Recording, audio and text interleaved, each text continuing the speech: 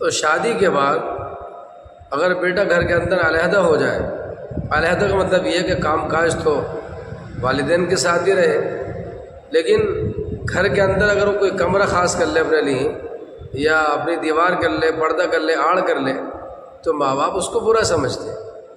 حالانکہ ایسا نہیں ہے، یہ اس کا حق ہے۔ عارف باللہ حضرت مولانا قاری سید صدیق احمد صاحب باندھوی نور اللہ مرقدہ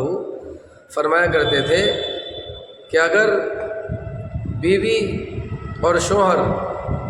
سب کے ساتھ مل کر رہ رہے ہیں، اب گھر کے اندر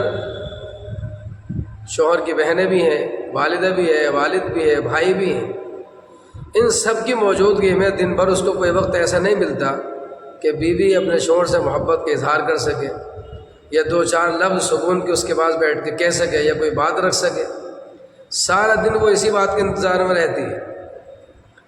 لہٰذا جہاں تک کھانے پینے کا مسئلہ ہے، وہ بھلے ایک جگہ ہو، اور جو کھیتی باڑی ہے، کام کاج ہے، وہ بھی ایک جگہ ہو،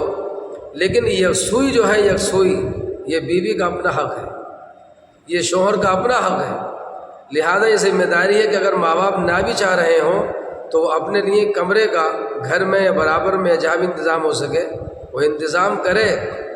تاکہ وہ اپنی بیوی کے حقوق کو صحیح معنی میں ادا کر سکے، اور ان کی باتوں کو صحیح طرح سے سن سکے۔